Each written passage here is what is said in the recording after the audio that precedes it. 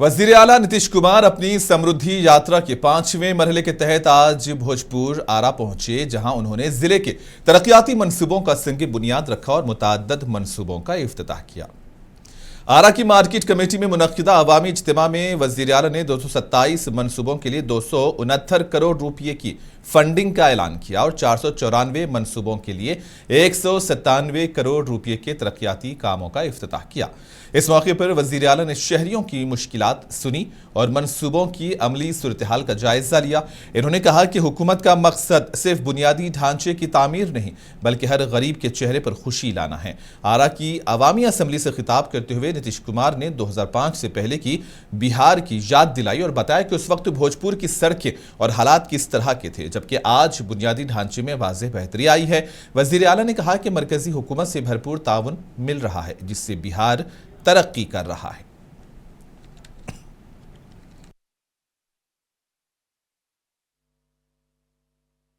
बिहार बहुत आगे बढ़ेगा और जानते हैं 4-5 ही राज्य है देश में, हम उसी तरह से इतना काम हो रहा है यहां से और केंद्र सरकार से कि बहुत आगे बढ़ेगा। आप भी बहुत आगे बढ़िएगा तो अच्छा होगा ना। बिहार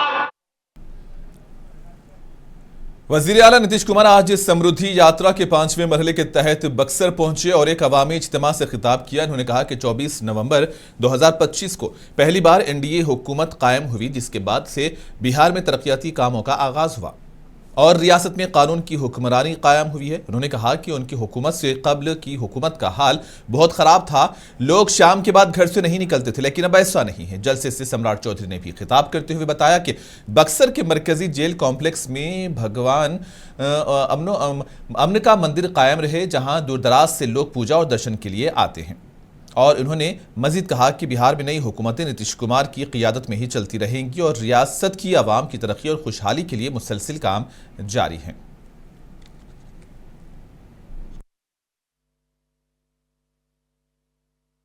25 को मिलाकर चारों कार्यकाल में हर क्षेत्र का काम हुआ है, चाहे शिक्षा हो, स्वास्थ्य हो, सड़क हो, बिजली हो, कृषि हो, महिला सशक्तिकरण के लिए बहुत काम हुआ है। अब विकास की गति को और तेज किया जाएगा और केंद्र सरकार का भी पूरा सहयोग मिल रहा है। तो अगले 5 वर्षों में, इस बार 25 से 30 के बारे में कहा, अगले 5 वर्षों के लिए 7 निश्चय 3 जो इस बार कही है का गठन किया गया। दुगना रोजगार, दुगनी आय, राज्य की प्रति व्यक्ति औसत आय को दुगना किया जाएगा। महिला रोजगार योजना के तहत पर महिला को 10,000 रुपये दिए गए। जिनका रोजगार अच्छा चलेगा उन्हें 2 लाख रुपए तक की सहायता दी जाएगी। अगले 5 वर्षों में, जो इस बार हम अगला वाला करने के 5 वर्षों में युवाओं को 1 करोड़ नौकरी एवं रोजगार उपलब्ध कराए जाएंगे। पटना में शहरी तरक्की और रिहाइश के उमूर में गुज़िश्ता 100 दिनों के दौरान की जाने वाली पेशरफ्त और कामयाबियों पर नायब वज़ीर आला व शहरी तरक्की व रिहाइश के वज़ीर विजय कुमार सिन्हा ने डेवलपमेंट भवन में एक अहम प्रेस कॉन्फ्रेंस से खिताब किया। इस मौके पर शोबे के प्रिंसिपल सेक्रेटरी विनय कुमार भी मौजूद थे। नायब वज़ीर आला ने कहा कि हुकूमत खुश इंतज़ामी के जरिए खुशहाल के उसूलों पर अमल पैरा है और वज़ीर आज़म नरेंद्र मोदी और वज़ीर आला नीतीश कुमार की रहनुमाई में बिहार तरक्की के रास्ते पर मुसलसिल आगे बढ़ रहा है।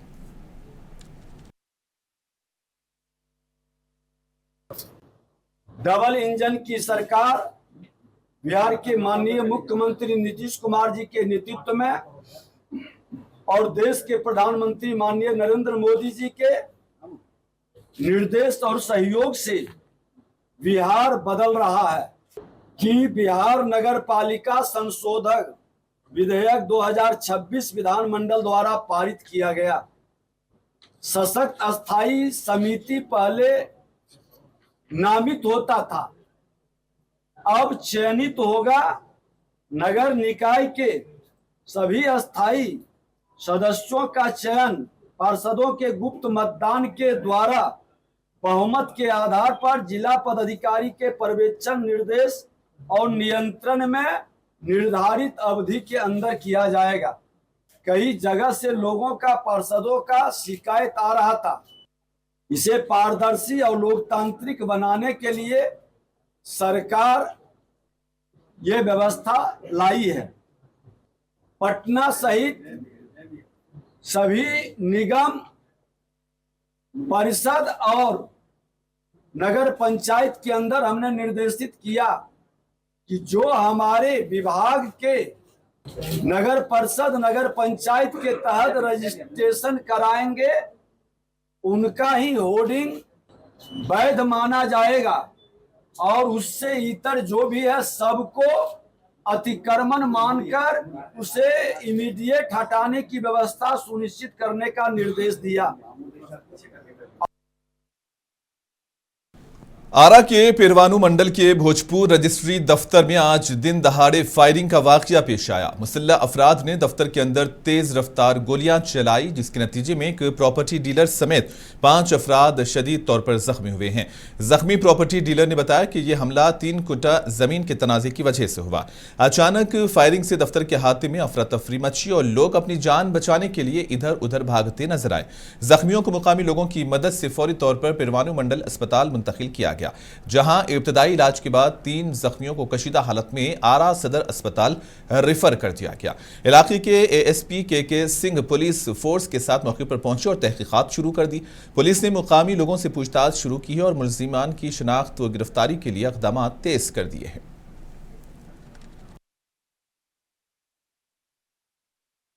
बिहार में हालिया दिनों में होने वाले कत्ल, डकैती और फायरिंग के वाकयात ने अवाम में तशवीश पैदा कर दी है।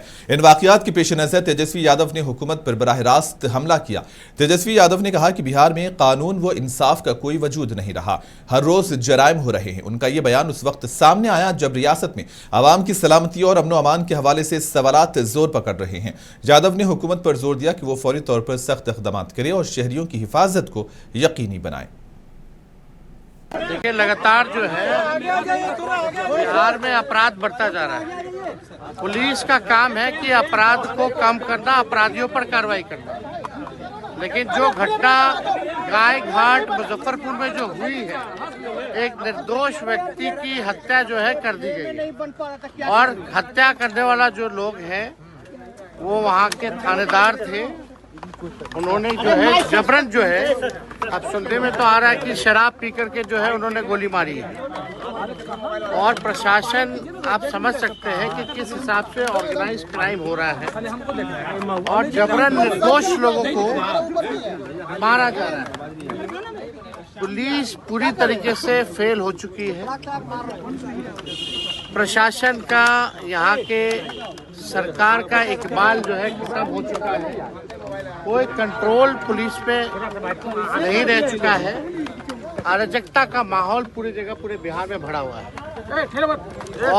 जहानाबाद के देही और शहरी इलाकों में छठी छठ का त्यौहार मर्दों और खवातीन ने बड़ी धूमधाम के साथ मनाया। 3 रोजा व्रत के दौरान व्रतियों ने उगते सूरज भास्कर की पूजा की और अपनी पुख्ता अकीदत के साथ इबादत और पूजा की और इस तरह आज छठी छठ का इख्तिताम हुआ और दरहड़ा नदी के किनारे इस त्यौहार को मनाने के लिए खवातीन ने बड़े जोश व खरोश के साथ हिस्सा लिया और अमन व भलाई और भाईचारे की दुआ की। ये त्यौहार हिंदू कम्युनिटी के लिए इंतहाई अहम है और बेहतर माहौल में मनाया जाता है।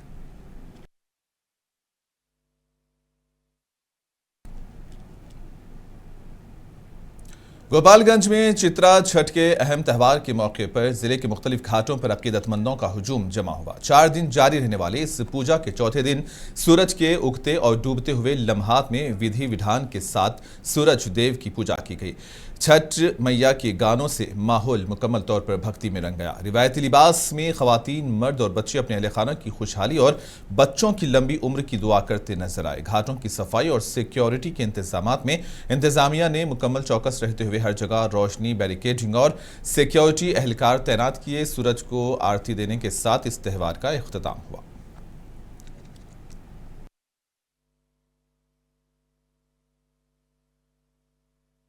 चैती हो या आश्विन का हो, दोनों षष्ठी माता में कात्यायनी देवी की पूजा की जाती है, जो पुत्र देने वाली देवी है। कि सूर्य को हमने दिखा करके शाम को भी अर्घ दिया है, उनका पूजा किया है और सुबह में भी दूसरे दिन प्रातःकाल भी मैं अर्घ दे करके इस व्रत को मैं समाप्त करती हूँ। उद्यापन, यही छठ माता का असली पूजा है।